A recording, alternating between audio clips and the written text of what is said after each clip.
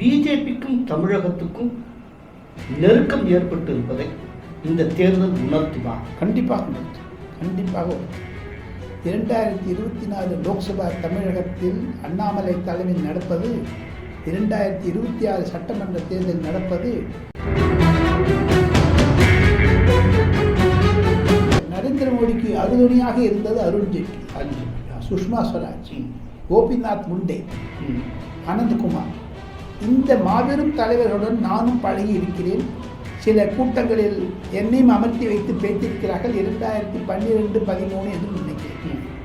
அப்பொழுது நரேந்திர மோடி சொன்ன ஒரே ஒரு கோஷம், அந்த கோஷத்திலிருந்து தான்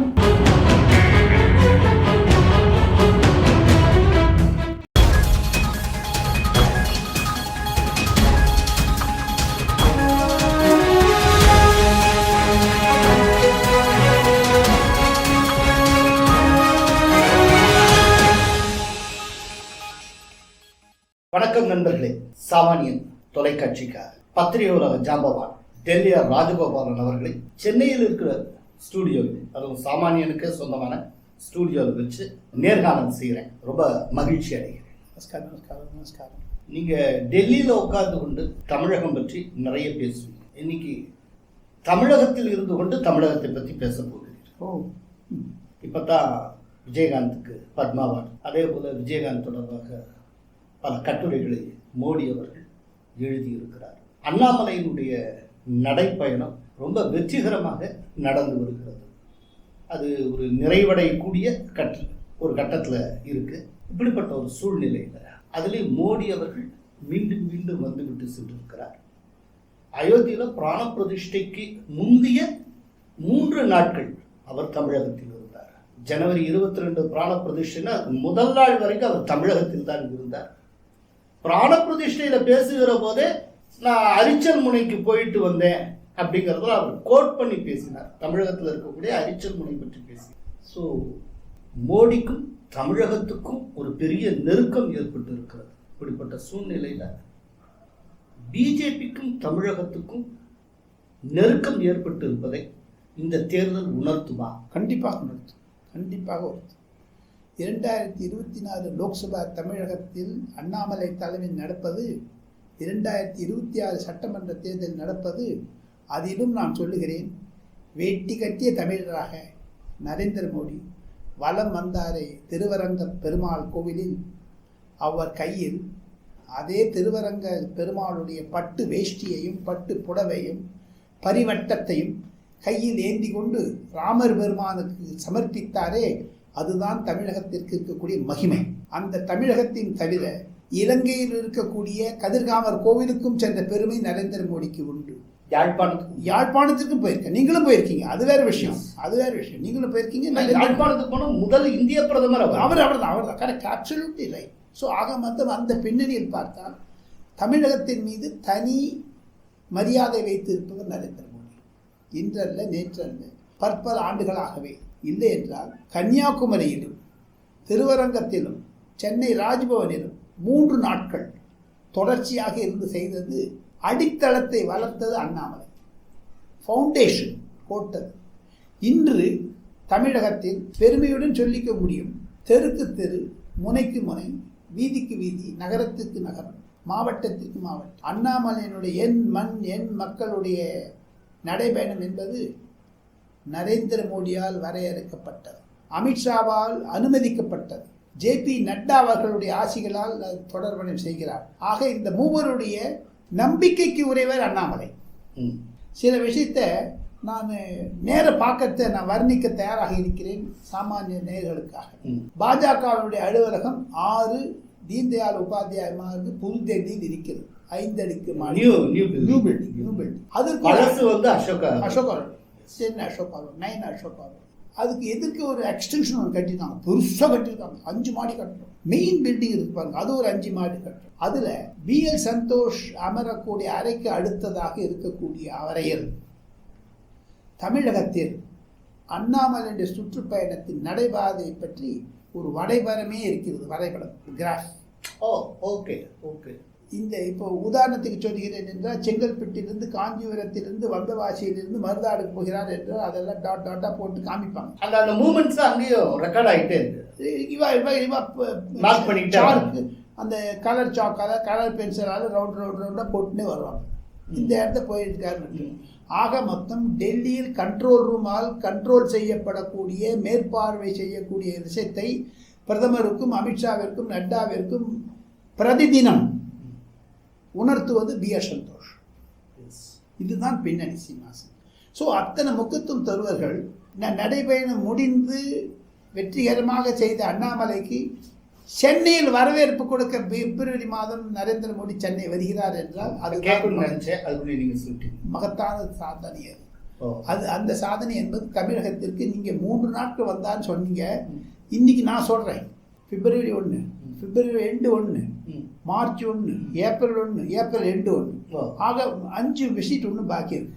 இன்னும் 5 விசிட் பாக்கி. ஆக்சுவலாக அண்ணாமலைக்கும் மோடிக்கும் இடையிலான ஒரு கெமிஸ்ட்ரி இருக்குல்ல, அது ரொம்ப முக்கியம்.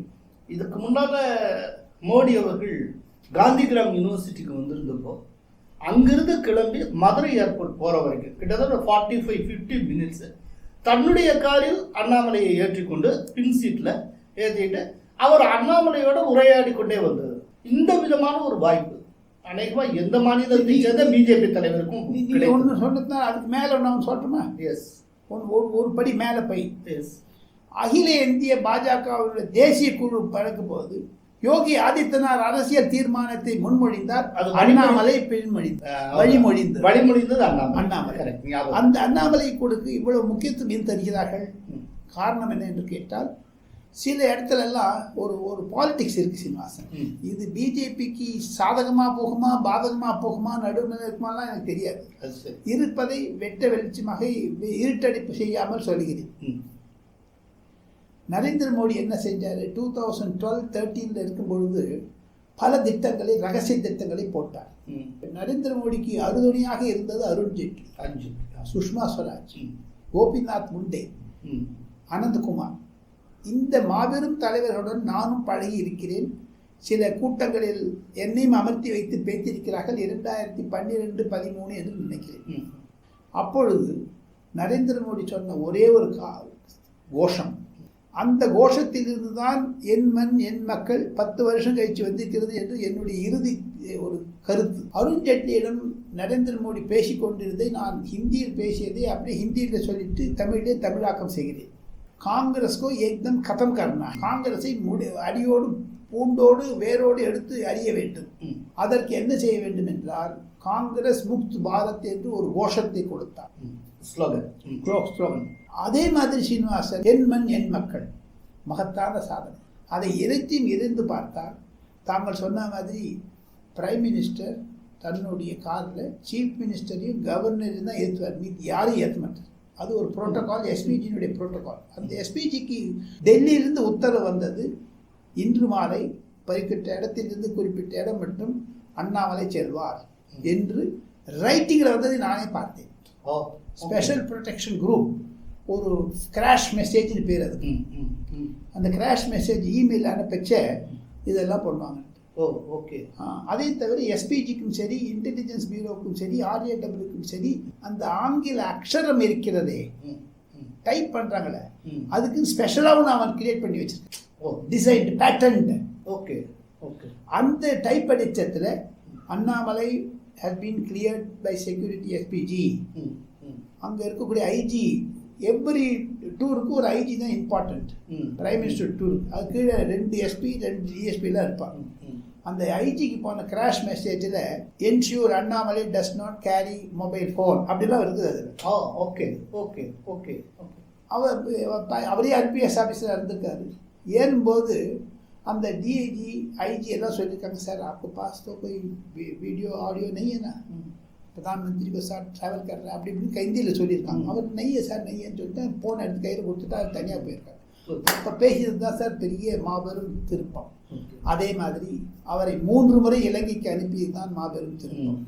அதையும் தவிர exchange of international delegations, communist கட்சிக்கும் பாரதிய ஜனதா கட்சிக்கும் உறவு முறிந்திருந்தாலும் சரி, சில எக்ஸ்சேஞ்ச் ஆஃப் வியட்நாமுக்கு சமீபத்தில் அவர் லண்டன் சென்றார், சவுத் ஆப்பிரிக்கா சென்றார், இலங்கை சென்றார்.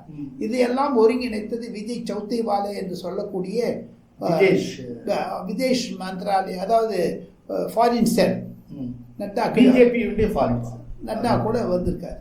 ஸோ அந்த விஷயத்தை ஆல்ரெடி உங்களுக்கு ஹைதராபாத்ல இருந்த நேஷனல் எக்ஸிக்யூட்டிவ்லேயே வந்து தெற்கை நோக்கின்னு கொண்டு வந்தோம். நம்மளே சொல்லியிருக்கோம். ஆமாம், நம்ம சொல்லியிருக்கோம். அது வந்து தெலுங்கானா ஃபர்ஸ்ட்டு, தமிழ்நாடு நெக்ஸ்ட்டுங்கிறது தான் அவங்களுடைய பார்வையாகவே இருந்தது. இப்போ முழுக்க முழுக்க அந்த தமிழ்நாடுங்கிறது பிஜேபி ஹைகமாண்டுடைய ரேடாருக்கு கீழே டோட்டலாக வந்திருக்கு. இல்லைன்னா மோடி இத்தனை தடவை தமிழ்நாட்டுக்கு வருவது அப்படிங்கிறது நீங்கள் நினச்சே பார்க்க முடியாது இவ்வளோ தூரம். அதே போல் மோடி வந்து தமிழகத்துக்கு ரொம்ப க்ளோஸாக இருக்கிறார். பிஜேபி தமிழக மக்களுக்கு க்ளோஸ் ஆகி கொண்டு இருக்கிறது. அதே போல் தமிழக மக்களுக்கும் மோடிக்கும் இடையில ரொம்ப க்ளோஸாக அண்ணாமலை வந்து கொண்டு இருக்கிறார். ஸோ இந்த ஒரு ட்ரையாங்கிள் இருக்கு பாருங்க. இது எப்படி பார்க்குறீங்க? இப்போது இது வந்து ஒரு எலக்டோரல் பெனிஃபிட்டாக எப்படி மாறும்னு நினைக்கிறீங்க? அதை பற்றி நரேந்திர மோடியினுடைய தூர பார்வை என்ன என்று கேட்டால், எலக்ட்ரல் பெனிஃபிட் இருக்குமோ இருக்காது, நாம் முயற்சி செய்து கொண்டே இருக்க வேண்டும். சார் ஒன்னே ஒன்று சார், குட்பெக்கர் கொட்டிகிட்டே இருக்கும். கடைசியில் என்கிட்ட முதத்திலேயா சொன்னீங்க மோடி வந்து மோடி வந்து ஒரு உட்பெக்கர் சொன்னீங்க கரெக்டாக.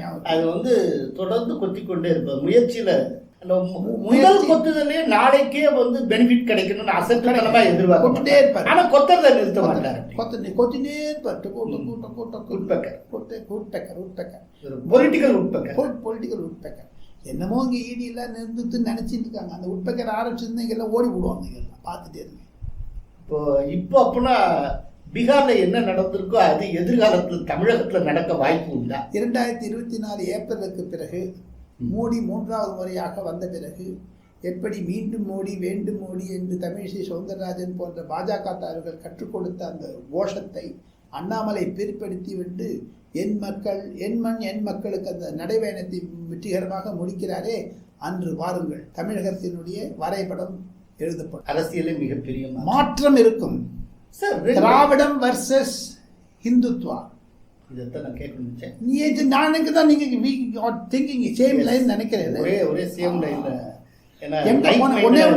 சீனிவாசன், சாமானிய தொலைக்காட்சிக்கு இதை நான் பதிவு செய்தாலும் நான் எங்கே போனாலும் அந்த சீனிவாசன் யார் சார்னு கேட்குறாங்க, நீ எங்கே போனாலும் ராஜகோபால் யார் சார்னு கேட்குறாங்க. இது ஒரு ஜோடி, ஒரு ஜெகல்பந்தி மாதிரி ஆயிடுச்சு. ஸோ அதனால நீங்கள் நம்ம we great men think correct. அது குன்றக்குடி வலைய வெட்டி மாதிரி. அதாவது வட இந்தியாவில் ஒரு கெட்ட பழக்கமோ நல்ல பழக்கமோ சரி, எது சொன்னாலும் சிரித்தவுடன் கை கொடுத்துப்பார்கள், கட்டி பிடித்துக் கொள்வார்கள். அந்த பாஷை இங்கே வந்துடுச்சு. சார் இதில் என்ன அப்படின்னாக்க 2019 எலெக்ஷன் முடிஞ்சு ஆட்சிக்கு வந்ததுமே அடுத்தடுத்து தட்டாலடியாக நிறைய இருந்தது. 370 அப்ளிகேஷன் அப்படின்னு. அதே போல் 2024 எலெக்ஷன் முடிஞ்சு வந்ததுக்கு அப்புறம் 3 விஷயம் தமிழகத்துல நிறைய மாற்றங்கள் இருக்குமோ என்று எதிர்பார்க்கப்படுகிறது. 3 விஷயங்கள் இருக்கும். பிரிவினைவாதம் பேசுபவர்களை கைது செய்வோம் என்ற ஒரு சட்டத்தை மத்திய அரசாங்கம் கொண்டு வரும். யாராக இருந்தாலும் எப்படி 370 அப்ளிகேஷனுக்கு அதுவும் ஒரு காரணமாக இருந்தது. இரண்டாவதாக கண்டிப்பாக 2வது முறையாக நான் சொல்லுகிறேன், நாம் இருவரும் அதை மீண்டும் மீண்டும் பேசியிருக்கிறோம். சாமானிய தொலைக்காட்சியில் முதலாவதாக பேசினாலும் நாங்களும் சென்று வந்த அந்த கச்சத்தீவு இடத்தை மீண்டும் மீட்டு எடுப்பார் நரேந்திர மோடி. 2வது முறையாக சொல்லுகிறேன். 3வது முறையாக பிரதமரான பிறகு முதல் உத்தரவாதம் அது. பாரதிய ஜனதா கட்சியுடைய கொள்கை ஒரு கோட்பாட்டிலும் சரி, எலெக்ஷன் மேனிஃபெஸ்டோ தேர்தல் அறிக்கையிலும் சரி, தமிழக தேர்தல் அறிக்கையாக இருந்தாலும் சரி, டெல்லியாக இருந்தாலும் சரி, அது என் மண் என் மக்கள் என்பது இலங்கை மட்டும் செல்லும். ராஜகோபால் ரொம்ப பிரமாதமாக நிறைய விஷயங்களை, குறிப்பாக தமிழ்நாடு தொடர்பாக கான்செப்டுவல் லெவலில் நிறைய விஷயங்களை நீங்கள் கிளாரிஃபை பண்ணியிருக்கீங்க. சாமானியன் டிவி சார்பில் மிக்க நன்றி.